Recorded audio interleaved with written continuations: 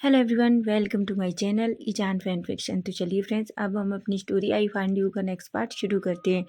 और जो कोई मेरे चैनल पर न्यू स्टोरी अच्छी लगे तो प्लीज़ चैनल को सब्सक्राइब करना, लाइक करना और कमेंट करके मुझे ज़रूर बताना कि आज का पार्ट आपको कैसा लगा। तो चलिए फ्रेंड्स, स्टोरी की स्टार्टिंग करते हैं। तो स्टोरी की लास्ट पार्ट में हमने देखा था कि जहाँ न्यू हुसैन देखकर वांगजी को बहुत जलसी फील होती है और वो बहुत गुस्से में आ जाता है। वहीं वांगजी और न्यू हुसैन दोनों आपस में थोड़ा झगड़ रहे थे, जिस पर विंग गुस्सा होता है और वो न्यू हुसैन को जाने के लिए कहता है। लेकिन तभी विंग जाते हुए न्यू हुसैन को बाय कहता है और उसे कार अच्छे से चलाने को कहता है, जिस पर न्यू हुसैन एक स्माइल करता है, जिसे देखकर वांगजी पूरी तरीके से जलस फील करता है और वो थोड़ा चिढ़ जाता है। न्यू हुसैन के जाते ही वांगजी विंग की तरफ देखता है। विंग जो वांगजी को देख रहा था, तभी सडनली अचानक से वांगजी विंग का हाथ पकड़ता है। विंग कहता है वांगजी, लेकिन वांगजी तो जैसे विंग की कोई बात ही नहीं सुनता। वो विंग को खींचकर अपने रूम में ले जाता है और अपने डोर को क्लोज कर देता है। विंग एक पल के लिए तो डर जाता है। विंग कहता है वांगजी, तुम क्या कर रहे हो? तभी अचानक से वांगजी विंग को बेड के ऊपर फेंक देता है और विंग के ऊपर आ जाता है। विंग तो पूरी तरीके से शॉक्ड हो जाता है। विंग की बॉडी शिवर करने लगती है। विंग कहता है वांगजी, तुम क्या कर रहे हो? तभी अचानक से वांगजी विंग की शर्ट के बटन ओपन करने लगता है। विंग जो खुद को वांगजी से छुड़ाने की कोशिश कर रहा था, पर वांगजी विंग को शर्ट को खींचने लगता है। विंग कहता है वांगजी, तुम पागल हो गए हो, तुम ये सब क्या कर रहे हो? वांगजी तभी गुस्से में कहता है विंग, जो कुछ करना है तुम मेरे साथ करो, तुम्हें क्या चाहिए वो सब कुछ मैं दूंगा, लेकिन तुम किसी और के साथ इतने अच्छे से बिहेव कैसे कर सकते हो? मैं ये बर्दाश्त नहीं कर सकता। विंग कहता है वांगजी, तुम सच में पागल हो गए हो? वांगजी कहता है हाँ, मैं पागल हो गया हूँ, क्योंकि तुमने सच में मुझे पागल कर दिया है विंग। ऐसा कहता है और कहता है मैं तुम्हें बताता हूँ कि मेरे पागलपन की हद आज कितनी बढ़ चुकी है। ऐसा कहता है और विंग की शर्ट के बटन खींचने लगता है। वो विंग के लिप्स को कैप्चर कर लेता है और विंग को एक फोर्सफुली किस करने लगता है। विंग जो वांगजी के नीचे चटपटा रहा था, वो वांगजी से दूर जाने की कोशिश कर रहा था, लेकिन वांगजी तो जैसे विंग को छोड़ना ही नहीं चाहता। वो विंग के लोअर लिप को बाइट करता है, जिससे थोड़ा ब्लड आ जाता है। वो उस ब्लड को लिक करता है, सक करता है, पर वो विंग को छोड़ना ही नहीं चाह रहा था। जब वांगजी को फील होता है कि विंग को ब्रीथ लेना मुश्किल हो रहा है, तब जाकर वो विंग के लिप्स को छोड़ता है। विंग की आंखों में बुरे आंसू थे। विंग वांगजी की तरफ गुस्से में देख रहा था, लेकिन वांगजी तो जैसे आज रुकना नहीं चाहता था। वो फिर से विंग की शर्ट के बटन ओपन करने लगता है कि तभी विंग को गुस्सा आता है और वो जोर से चिल्लाता है वांगजी, मैं फिर से तुम्हारे बच्चे से प्रेग्नेंट नहीं होना चाहता और तुम फिर से मुझे उसी तरह छोड़कर चले जाओगे जिस तरीके से तुमने मुझे पहले धोखा दिया था। वांगजी जैसे ये शब्द सुनता है, वो पूरा फ्रीज हो जाता है और वो बस विंग के फेस की तरफ ही शॉकिंगली देखने लगता है। विंग की आंखों में बहुत सारे आंसू थे। वांगजी तो शॉक्ड हो जाता है। वो अभी भी पूरी तरीके से विंग के ऊपर था। वो कहता है क्या क्या कहा विंग तुमने? विंग जिसे अचानक याद आता है कि उसने सडनली क्या कह दिया, वो वांगजी को खुद से दूर करता है और वो अचानक से खड़ा होता है और कहता है कुछ नहीं कहा मैंने और मुझसे दूर रहो, मेरे घर से निकल जाओ। तभी विंग जो बाहर जाने ही वाला था कि अचानक वांगजी विंग का हाथ पकड़ता है और खींचकर उसे अपनी लैब में बिठा लेता है। विंग जो अभी भी वांगजी से छूटने की कोशिश कर रहा था, विंग अभी भी रो रहा था। वांगजी कहते हैं विंग, प्लीज़ बताओ मुझे, तुमने अभी क्या कहा? विंग जिसकी बॉडी बुरी तरीके से शिवर करने लगती है, क्योंकि उसे सच में समझ नहीं आ रहा था कि वो अब वांगजी से क्या कहे। तभी वांगजी कहते हैं विंग, तुमने क्या कहा? प्लीज़ मुझे बताओ विंग। विंग तुमने क्या कहा कि तुम फिर से मेरे बेबी से प्रेग्नेंट नहीं होना चाहते? विंग जो शॉक हो जाता है, वो अपनी हाथों की मुट्ठियों को बीच लेता है। उसकी बॉडी शिवर कर रही थी, उसकी आंखों से आंसू गिर रहे थे। तभी वांगजी विंग के फेस को पकड़ता है और अपनी तरफ करता है। वो कहता है प्लीज़ विंग, मुझे बताओ तुमने अभी क्या कहा? तभी विंग कहता है वांगजी, प्लीज़ प्लीज़ दूर रहो मुझसे, मैं नहीं चाहता कि तुम फिर से कुछ ऐसा कर दो। और मैं सच बता रहा हूँ वांगजी, मैं अब अकेले ये सब कुछ नहीं झेल सकता, मैंने बहुत कुछ सहा है वांगजी। वांगजी जैसे ही विंग की तरफ देखता है, वो कहता है विंग मुझे बताओ, प्लीज़ मैं जानना चाहता हूँ। तभी विंग कहता है वांगजी, मैं दोबारा से प्रेग्नेंट होना नहीं चाहता। तुम नहीं जानते यूनून के लिए मैंने बहुत कुछ सहा है। मैंने अकेले सहा है वांग जी। मैं और नहीं सह सकता। प्लीज़ वांग जी ऐसा मत करो।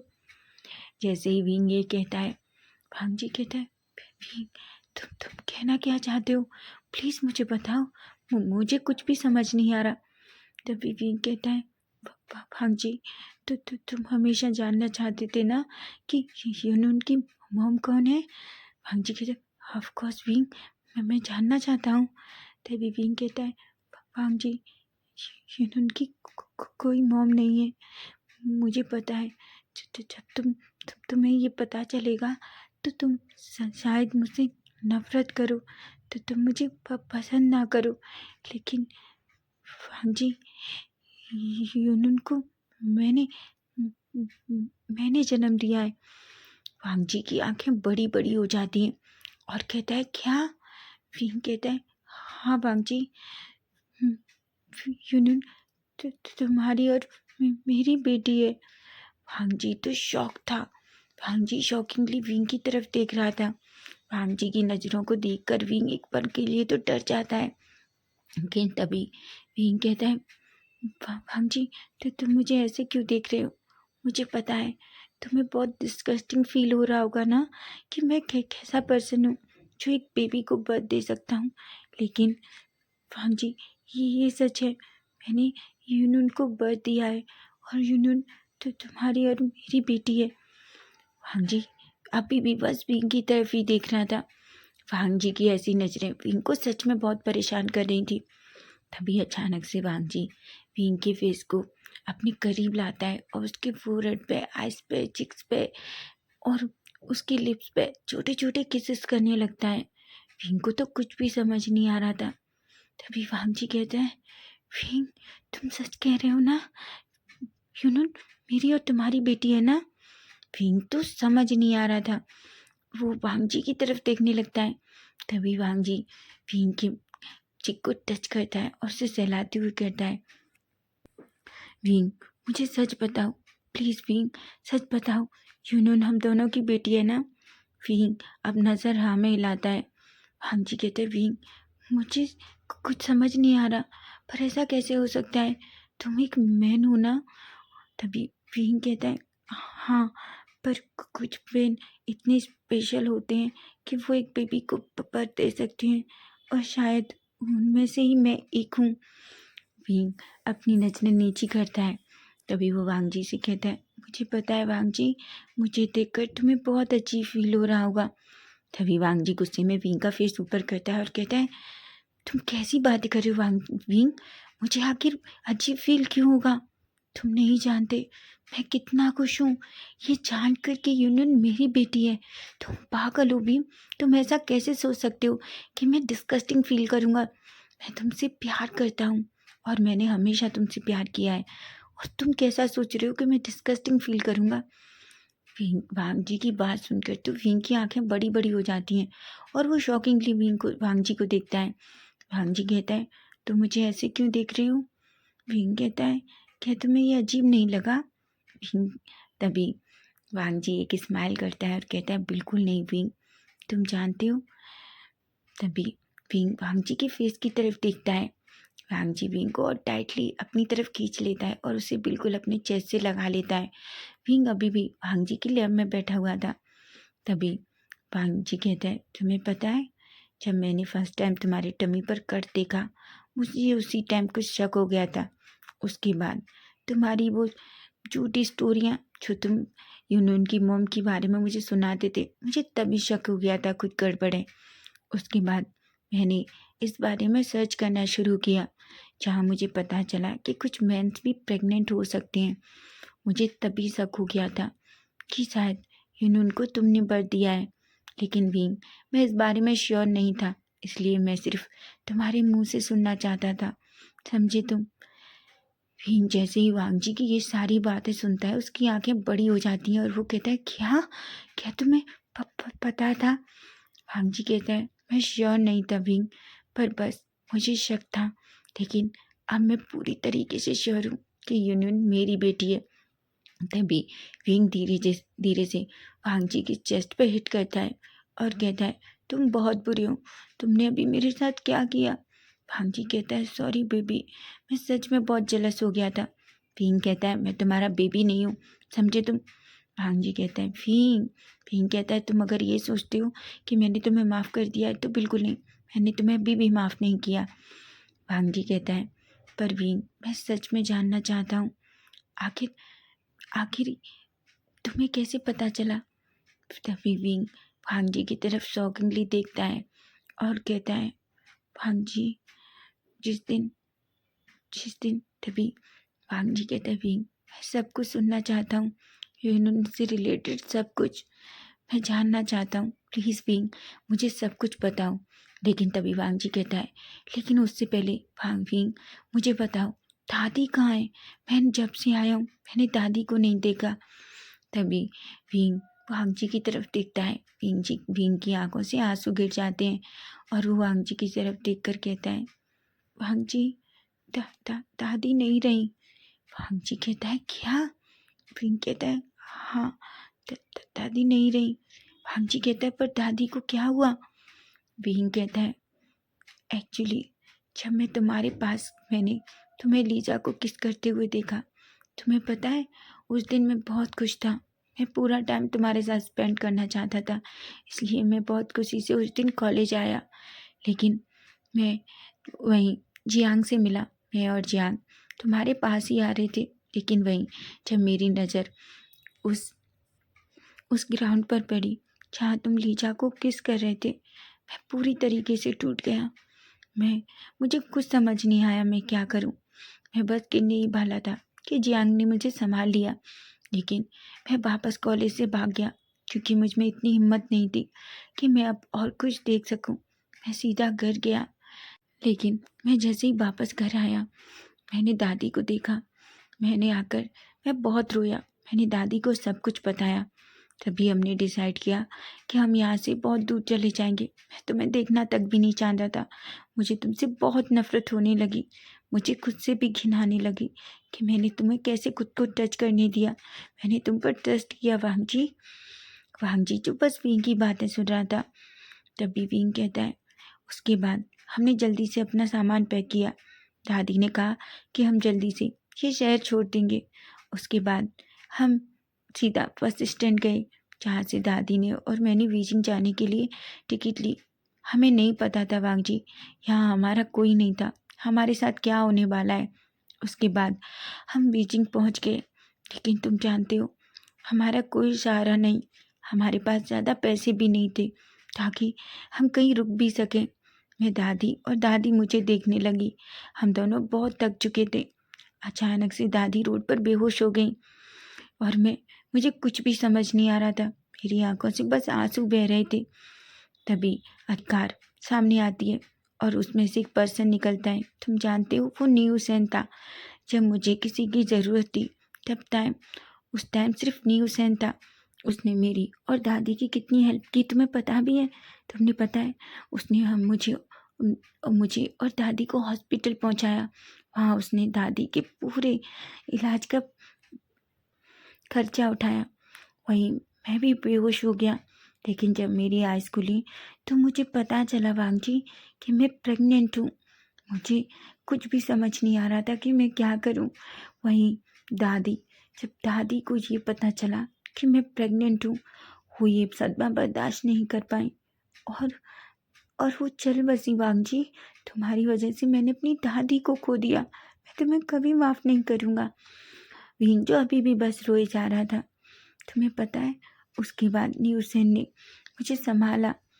तुम्हें पता है उसने मेरी कितनी हेल्प की। उसने जब तक यूनियन नहीं आ गई उसने और उसके भाई ने मुझे अपने घर में रहने दिया। उन्होंने मेरी बहुत केयर की। तुम जानते हो उन्होंने कभी किसी को पता नहीं चलने दिया कि मैं प्रेग्नेंट हूँ, क्योंकि वो जानते थे अगर किसी लोग के पर्सन को पता चलता है कि मैं प्रेग्नेंट हूँ तो शायद वो कुछ एक्शन लें। इसलिए उन्होंने मुझे पूरे 9 महीने अपने घर छुपा कर रखा। तुम जानते हो वांग जी जो बस विंग की बातें सुन रहा था। अब सच में वांग जी को अपने ऊपर बहुत गुस्सा आ रहा था। तभी विंग कहता है उसके बाद उन्होंने मेरी हर चीज़ में हेल्प की। न्यूसेन के गग्गा नीमुंजे, शायद तुम उन्हें जानते हो। भांगजी कहता है ऑफ कोर्स मैं मिस्टर नीमुंजे को जानता हूँ। विंग कहता है उन्होंने मुझे सुपरमार्केट ओपन करने में हेल्प की। उसके बाद मैंने उस छोटे से सुपरमार्केट से काम करना शुरू किया। उससे मैंने धीरे धीरे अपना और यूनियन का ख्याल रखना शुरू कर दिया, क्योंकि मुझे ये सब कुछ अच्छा नहीं लगता था कि उन लोगों ने पहले ही ऑलरेडी मेरी बहुत हेल्प की थी। भांगजी जैसे ये सब कुछ सुनता है उसकी आंखों से आंसू आने लगते हैं। वो विंग की तरफ देखता है और विंग को टाइटली हक कर लेता है। विंग भी वांगजी को बैक हक करता है। तभी वांगजी कहता है आई एम सॉरी विंग, सब चीज़ों के लिए। मुझे पता है मैं तुमसे कितनी भी माफ़ी मांग लूँ लेकिन ये बहुत कम है। लेकिन मैं सच कह रहा हूँ विंग, तुमने जो देखा वो सही नहीं था। मैंने लीजा को किस नहीं किया था। आई नो जो कुछ उस टाइम देखा, अगर कोई सामने वाला दिखता तो उससे ऐसा ही लगता। मैं उस टाइम बहुत गुस्से में आ गया विंग, मुझे समझ नहीं आ रहा था कि मैं क्या करूं, इसलिए मैंने बस गुस्से में उससे इस तरीके से प्रेजेंट किया जैसे हम दोनों किस कर रहे हैं। विंग जो वांगजी से थोड़ा दूर होता है और कहता है वांगजी, क्या तुम्हारा गुस्सा इतना बड़ा था कि तुम ये सब करो? अगर कोई तुमसे कहता कि तुम किसी के साथ जाके सो जाओ तो क्या तुम वो भी करते? हांजी कहता है बिल्कुल नहीं बेबी, तुम अच्छे से जानती हो विंग कि मैं तुमसे कितना प्यार करता था, करता हूँ और हमेशा करता रहूँगा। विंग कहता है वो प्यार नहीं है वांगजी, ये कैसा प्यार है? यहाँ तुम अपने गुस्से में किसी और पर्सन को किस करने के लिए रेडी हो गए। वांगजी जो विंग की तरफ देख रहा था, तभी वांगजी कहता है पर विंग, तुम्हें मुझे बताना चाहिए था कि मेरा हक था, कि मेरी एक बेटी है। तुम्हें पता है मैंने तुम्हें ढूंढने के लिए सारी जगह अपने बहुत सारे लोगों को हायर किया था, जिन्होंने तुम्हें हर कंट्री में, हर गांव में, हर जगह ढूंढा, पर मुझे समझ नहीं आता उन लोगों ने तुम्हें यही नहीं ढूंढ पाए। वांगजी जो विंग की तरफ ही देख रहा था, विंग अपनी आंखें वांगजी की तरफ देखता है और कहता है क्योंकि मैंने कभी भी हर किसी से मैंने कह दिया था अगर कभी कोई मेरे बारे में पूछे तो कोई किसी को नहीं बताएगा। वैसे भी मैं यहाँ ज़्यादा लोगों को ज़्यादा जानता नहीं हूँ।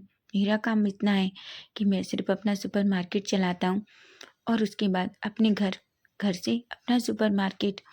मैं लोगों से ज़्यादा मिलना जुलना बंद कर दिया क्योंकि मैं नहीं जानता था कि कभी तुम मुझे ढूंढो। तभी वांगजी कहता है पर मैंने तुम्हें ढूंढ लिया विंग। विंग जो वांगजी की तरफ देखता है, तभी विंग वांगजी की लैब से उठता है और गुस्से में वांगजी की तरफ देखकर कहता है फिर भी अगर तुम ये समझते हो कि मैंने तुम्हें माफ़ कर दिया तो बिल्कुल नहीं, समझे तो मैं तुम्हें कभी माफ़ नहीं करूँगा। वांगजी एक स्माइल करता है और वहीं से खड़ा होकर विंग के पास जाता है और विंग को अपनी बाहों में ले लेता है और कहता है विंग, मुझे बताओ मैं ऐसा क्या करूं जिसके लिए तुम मुझे माफ़ कर दो। विंग अपने पाउटी लिप्स बनाता है और कहता है मुझे नहीं पता, पर मैं तुम्हें माफ़ नहीं करना चाहता। वांगजी तुम वापस चले जाओ। तभी वांगजी जो थोड़ा शॉक हो जाता है और विंग की तरफ देखता है और कहता है क्या कहा तुमने? विंग कहता है ऑफ कोर्स वांगजी, प्लीज़ वापस चले जाओ, मुझे यूनियन के साथ रहने दो, मैं यूनियन के साथ बहुत खुश हूँ। तभी वांगजी गुस्से में विंग की तरफ देखता है और गुस्से में विंग का टाइटली शोल्डर पकड़ लेता है और कहता है बिल्कुल नहीं, तुम्हें पता है तुम्हें 5 साल से पागलों की तरह ढूंढ रहा हूँ और अब जब मुझे ये पता चला है कि मेरी एक बेटी है जो तुमसे है और मैं तुम्हें छोड़ दूँ, बिल्कुल नहीं विंग, बिल्कुल नहीं, ना मैं तुम्हें और ना ही यूनियन को छोड़कर कहीं जा रहा हूँ। विंग जो वांगजी की तरफ शॉकिंगली देखता है, तभी वांगजी कहता है तुम्हें पता है तुम्हारे जाने के बाद सब कुछ खत्म हो गया, हम सारे दोस्त अलग हो गए। वैंडवान ने जो चाल चली उसकी वजह से वैंडवान। तभी विंग जो शॉकिंगली वांगजी की तरफ देखता है, वांग वांग विंग कहता है वांगजी वैंडवान क्या? तभी वांगजी कहता है तुम्हें पता है वैंडवान को सब कुछ सच सच पता था कि मैं तुम्हारे साथ रिलेशनशिप में हूँ, इसलिए जानबूझकर उसने ये सब कुछ किया ताकि मैं तुमसे ब्रेकअप कर सकूं और वो तुम्हें पाना चाहता था। लेकिन तुम उस दिन वहाँ से इस तरीके से गायब हुए कि कोई तुम्हें ढूंढ तक भी नहीं पाया। और तुम्हें पता है उसके बारे में हमें बाद में बहुत कुछ पता चला। वो उसको हमने जेल भिजवा दिया। लेकिन उससे भी बड़ी बात तुम जानते हो, सभी दोस्त अलग हो गए। लीजा और डैरेन का ब्रेकअप हो गया क्योंकि डैरेन को भी गलतफहमी हो गई कि मैंने लीजा को किस किया। उसके बाद डैरेन मुझसे कभी बात नहीं की, मैं उन्हें एक्सप्लेन भी नहीं कर पाया। अवांग जी जो सच में इस बार रो रहा था क्योंकि वो उसके बहुत अच्छे दोस्त थे। तभी वो कहता है तुम्हें पता है जियांग और शुयांग भी अलग हो गए। भीम कहता है क्या, पर क्यों? वांग जी कहता है क्योंकि जियांग ने शुयांग के सामने एक शर्त रखी थी कि या तो वो उसे चुने या उसके दोस्तों को। लेकिन शुयांग उस दिन हम तुम्हें ढूंढने में इतनी बिजी हो गए कि शुयांग जियांग को फ़ोन करके उसे बताना भूल गया कि उसने उसे चुना। और जियांग को गलतफहमी हो गई कि उसने अपने दोस्तों को चुना। उसने उससे पूरी तरीके से रिश्ता ख़त्म कर लिया। उनकी आंखें तो बड़ी बड़ी हो जाती हैं क्योंकि वहाँ से वापस आने के बाद कभी भी फिंग ने जियांग से कांटेक्ट करने की कोशिश ही नहीं की। तभी फिंग वांगची कहता है उसके बाद शुयांग ने कभी मुझसे बात नहीं की। वहीं चैंग और जी दोनों शादी करने के बाद यूएस चले गए क्योंकि वो मुझसे बात करना नहीं चाहते थे। वो मेरे ऊपर बहुत गुस्सा थे। फिंग तुम्हारे जाने के बाद मैं सच में अकेला हो गया, कोई नहीं रहा मेरा। मैंने खुद को ऑफिस के कामों में पूरी तरीके से बंद कर लिया, लेकिन मैंने तुम्हें बहुत मिस किया। विंग बांगची की बातों को सुनता है और कहता है मुझे नहीं पता, पर पर मैं तुम्हें माफ़ नहीं कर सकता। तुम नहीं जानते मैंने कितना कुछ सहा है वांग जी। मैंने अकेले यूनियन को पाला है। प्लीज़ वांग जी। तभी वांग जी कहता है बिल्कुल नहीं विंग, मैं तुम्हें और यूनियन को छोड़कर कहीं नहीं जा रहा, समझे तुम। ऐसा कहता है और वो विंग के फोरहेड पे किस करता है। तभी अचानक से उनके रूम का डोर ओपन होता है और यूनियन जो डोर के सामने खड़ी थी, वांग जी और विंग जो दोनों एक दूसरे के बहुत करीब थे, कि तभी अचानक से वांग जी यूनियन को देखता है। विंग धीरे से वांग जी को खुद से दूर करता है और कहता है प्रिंसेस। यूनियन कहती है डैड आप दोनों क्या कर रहे हैं। वांग जी और विंग थोड़ा नर्वस होते हैं, लेकिन तभी वांग जी दौड़कर यूनियन के करीब आता है और उसे अपनी गोद में ले लेता है।